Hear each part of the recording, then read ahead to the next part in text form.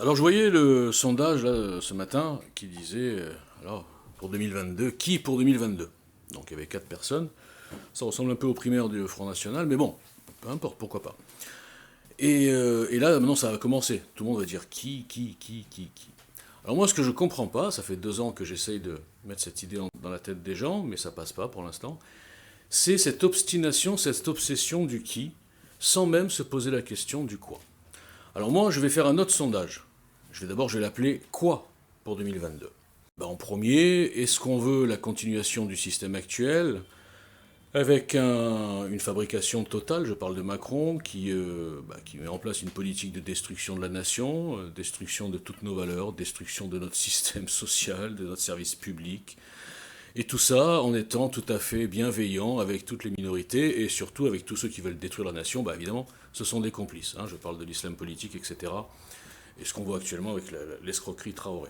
Numéro 2, est-ce qu'on veut un parti qui a 48 ans d'âge, qui, qu'on le veuille ou non, même s'il n'a pas exercé le pouvoir, en fait partie du système, en tant qu'opposant, d'accord, mais enfin fait partie du système global, qui n'a pas dénoncé depuis 2008 la putativité de la Constitution, de la République, tout simplement, qui a participé à toutes les élections nationales, donc fait partie du système, je confirme, et qui surtout, et c'est ça le problème, depuis 48 ans, n'a pas réussi, il porte les idées majoritaires des Français, surtout en ce moment, mais n'a pas réussi à faire sa place et à nous empêcher toutes les catastrophes qu'on a vues avec Hollande et puis Macron, etc.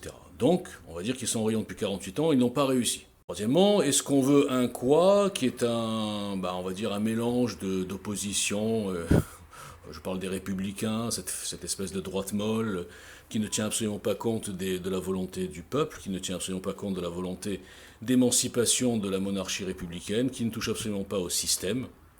Voilà. Donc voilà le choix, je ne parle pas du quatrième choix qui est la gauche, l'extrême gauche, enfin tous ces trucs-là.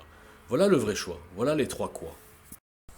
Maintenant, c'est quoi le choix numéro 4? Le choix numéro 4, c'est tenir compte de 35 ans de gabegie, tenir compte de la faillite totale du système, tenir compte de l'incompétence, voire la corruption, des politiciens qui ont, quelque part, qui ont voulu nous faire croire qu'ils étaient les seuls compétents et que nous, le peuple, étions complètement ou incultes ou incapables de construire quoi que ce soit.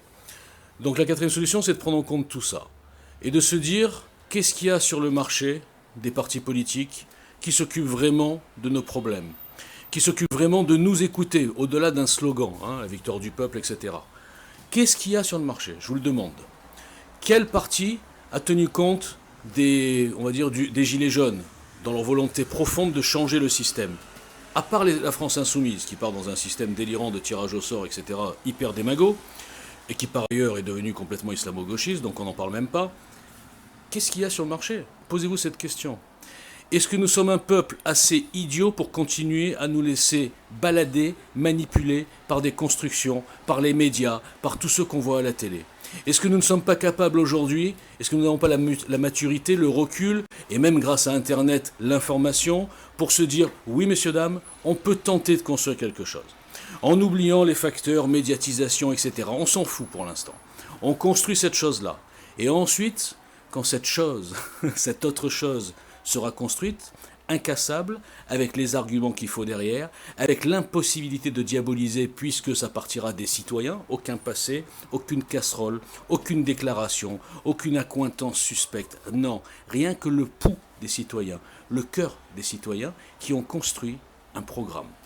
Et ensuite, la force de ce programme, c'est que l'engagement est présent, c'est-à-dire que ce programme sera constitutionnellement obligé d'être appliqué par le qui que nous choisirons dans la dernière ligne droite. Voilà le choix numéro 4. Bon, inutile de vous dire que moi je choisis le 4. Merci.